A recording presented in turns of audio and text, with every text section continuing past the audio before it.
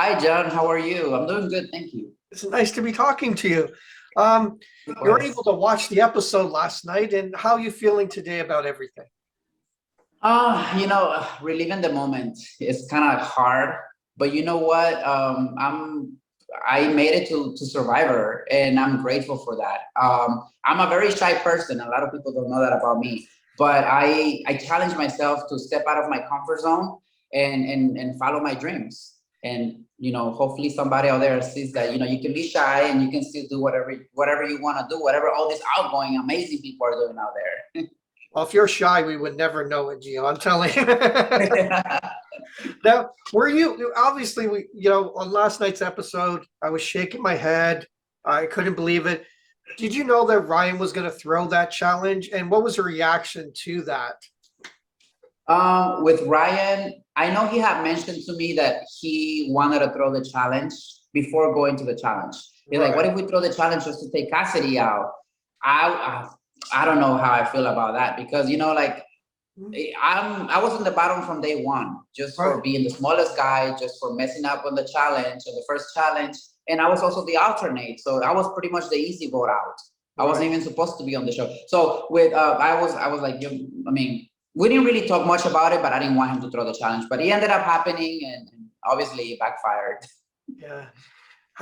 And were you surprised too? Because again, I mean, um, you only know these things from actually watching the show. You're not aware of everything. Were you aware that Carla was playing so hard against the others, and that once she had talked to you, that little light bulb went off in her head? Um, the little her light bulb. Yeah, like she got after talking to you, she got the idea of like, maybe Gio's a threat now, and she really wasn't supporting you anymore.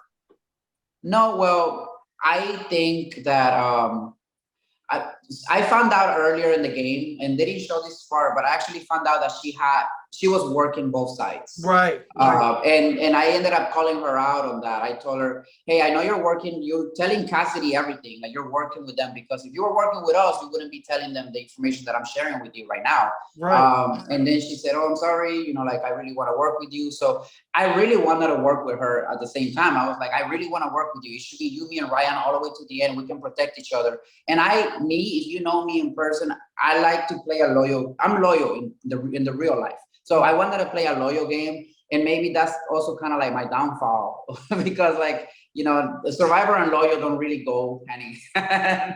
Do you do you So do you think you trusted the wrong people looking I back? did. I definitely did, and you know what? She deserves credit for that because she played a good game, deceiving me, and that's part of the game. Yeah, So she yeah. did. She did good.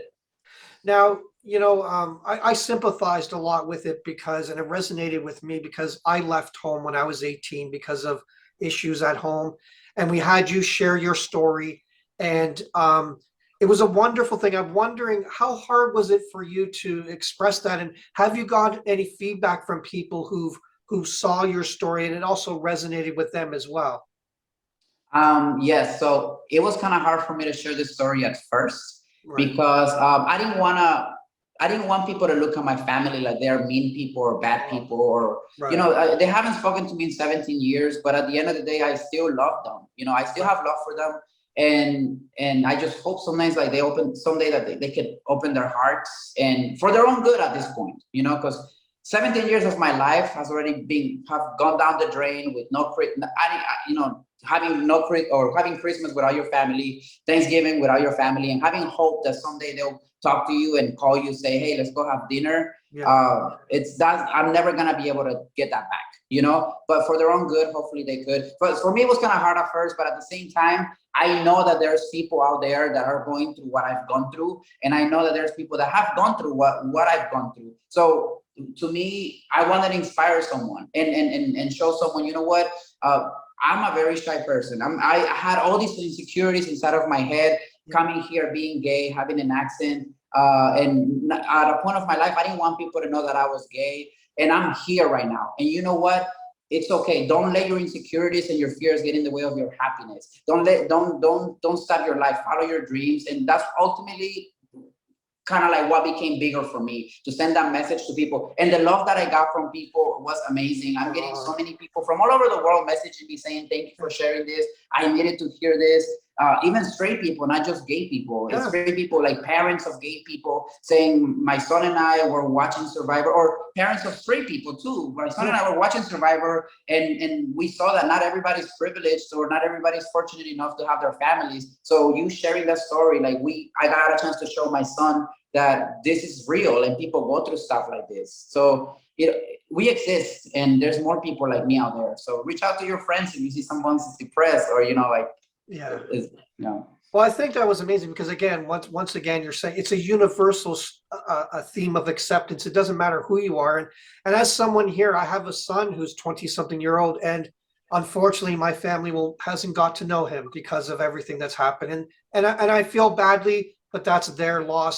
They're missing out on a great person, and you're in the same situation. So that was amazing for you to share all of that, and I'm glad it inspired people because it should. It's a very great positive message. What talking about the relationships and stuff. What brought you to Ryan? Why did you guys become so close on the island? What did you share in common? I mean, we are so different. Like he does the complete opposite of what I would do in Yeah. real life.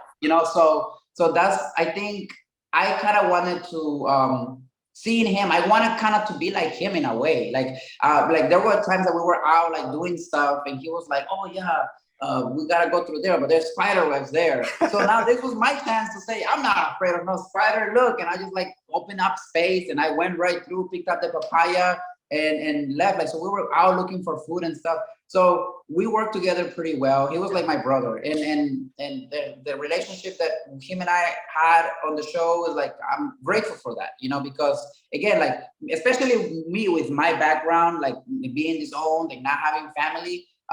When I make a connection like that with people, to me it means something. Yeah. So that's why I was like, so super happy to have met him. Now, on the opposite end of the spectrum, we have Cassidy, who you didn't really gel with. What happened there, and why didn't you guys connect? Was it a game thing? Was it just personalities just don't mesh? What was that about from your point of view, Gio? So from my point of view, from what I remember, I think everything started with cassava or yuca. Right. So we were, I remember it was not that specific scene. Actually, more than that happened. Because I was always in the bottom and trying to stay alive and trying to stay another day. And I was like, if we lose, I want them to see that I'm here doing the most. So like Right. bringing food, cooking, chopping coconuts. I never used a machete, and I learned how to use a machete. I was doing all this stuff, so I wanted to provide for the tribe. And I remember that I was, one day I was chopping yuca on the floor or on the sand. I was chopping, and Cassidy came up to me and said, "You should start chopping it different, so that way we can feel like we're eating something different today." And I looked at her like, "Are you serious?" Like, for the most part, I don't like. You don't understand. Like, waking up, sleeping on the sand, and not being able to be comfortable, being tired, being under the sun, and then going to go look for food and coming back, and it's draining. And I know I wasn't the only one doing that. We were all doing our parts, but for me, I kind of took it in a weird way. Picture somebody like coming up to you while you're cooking and telling you, "Hey, you know what? You should cook like this instead." So like for me, I kind of took it like the wrong way, or maybe it was me overreacting. I don't know. But when she said that, I felt some type of way, and I went and told Carla and Ryan, "Hey, this happened," and it really frustrated me, because after I said, maybe you should, like, next time maybe you can cook, so that way if you want to chop a different way. And I remember she mentioned something about nobody listens to me when I speak. Whenever I come here and I say something in the real world, men don't listen to women. And I'm like, wait, how did we get here? So I was kind of confused about that. So yeah, so I had expressed that to Carla and Ryan, and Carla went and told Cassidy everything that I had told her. Yeah. And then Cassidy came and confronted me and said, "I heard you were talking about me." She said something about somebody told me, but I'm not gonna tell you who. And I was like, I know exactly who told you. It was Carla. So I'm not dumb, like, and that's how I kind of find out that Carla at the very, like, maybe halfway there, that I knew that she wasn't really working. She wasn't fully working with us, but I still wanted to work with her regardless. Now, I ask this of everybody who's on the show, and I mean, we got to understand that you guys are being filmed 24/7, and they have to condense that down into, an episode.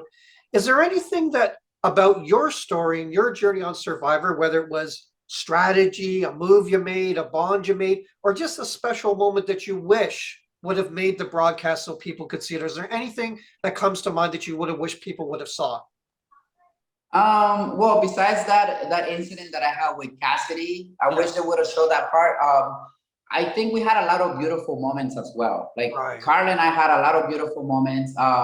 Ryan and I have so many beautiful moments too, but I think they show that. But I think that, like, if let me just give you an example. If you walk into somebody having an argument with someone, and you only get to see the person's reaction, Yeah. then you're gonna think that person's crazy, and that person's coming for someone for no reason. So I really wish they would have showed a little bit more of what happened. Like with me, I'm not bossy at all. In the real world, I don't boss people around. Right. But I think it came across as that, based on certain things that I said, and based on certain things that I said on confessional, Right. that could easily make me look like I was being bossy or bossing people around or telling people what to do.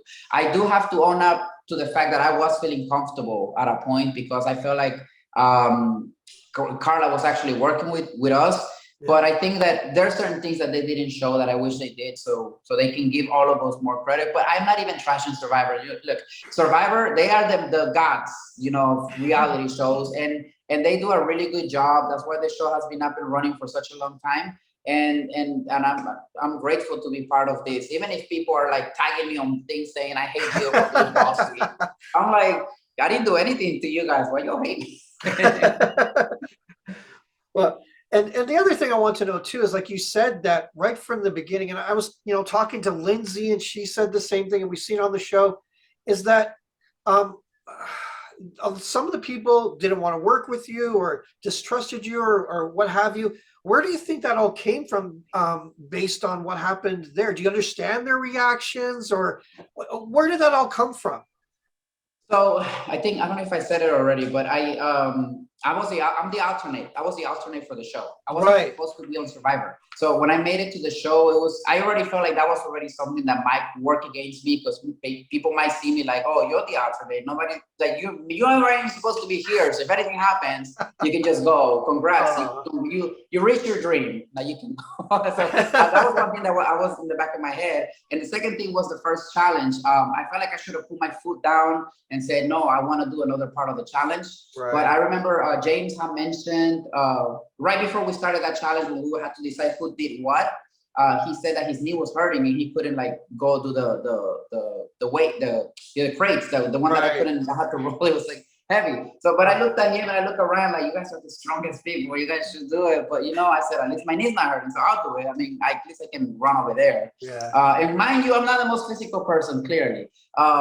So, but I was like, they look strong. I feel like they should have done it. And then when James came, I mean, not James, Jeff came and asked us, so who's gonna do what? And I said, oh, Ryan and I are gonna do the crates. Yeah. Jeff goes, those crates are really heavy. And I'm like, is this a sign? I'm like, I looked at James again, and James looks at me like, my knee, bro, my knee. And I was like, like people don't get to see that. Like I Yeah. stepped my game up. I said, you know what, let me take up on this big challenge that's out of my comfort zone. Yeah. And I was, so that right there, like that landed me in the bottom from day one. And everybody, as much as people didn't want to tell me, everybody looked at me like I was like the weak link from my tribe. And it sucks, like you're in the bottom from day one. It's like you have to fight extra hard or harder than everybody else just to prove yourself to people. And now it affects even your future challenges, because now I'm like, I don't want to do too much, because what if I mess up on a challenge? Then now that's the reason you see Geo is in the bottom. Like, we should just take Geo out. So it kind of like affects your whole entire experience later down the road. Right. But hey, at the same time, this is Survivor. And this is what I kept on reminding myself, this is why I came here. People are targeting me, people are talking about me, people are going through my bag, and it's okay, because I came here to play the game. I know Lindsay didn't want, she's the one that initiated the whole entire let's take Geo outcome. But you know what, I love her for that. She was playing the game, and she had she was being strategic, and it made sense for her, because she was also protecting herself, because nobody wants to be the first person going home, to the tribe. So nobody wants to go home. Everybody wants to make it to the end, but she was doing what she thought was best for her. And that's okay, because I mean, we all had to do what we had to do. Well, Gio, I wanted to thank you again for taking the time to speak to us today. And again, I think a lot of people, your story resonated with a lot of people, and there's a lot of people go on Survivor and they don't make an impact, and I feel disappointed for them. But you did. Your character and also sharing your story, I think, made an impact on the show. So all the best to you in the future, and thanks once again for being yourself on the show entirely and utterly, and also sharing your experience with other people, even though it may have been a little bit difficult. I think it resonated with a lot of people. Oh, thank you. I really appreciate you saying that. I really hope somebody listens if Yeah. my story and then it changes someone's life or it helps someone out there. Even if it just, I always say, even if it just helps one person, you've It's reached one worth it. person, right? Yeah. Well, thanks again, Gio. Have a great day, and it was great watching you. Thank you. Appreciate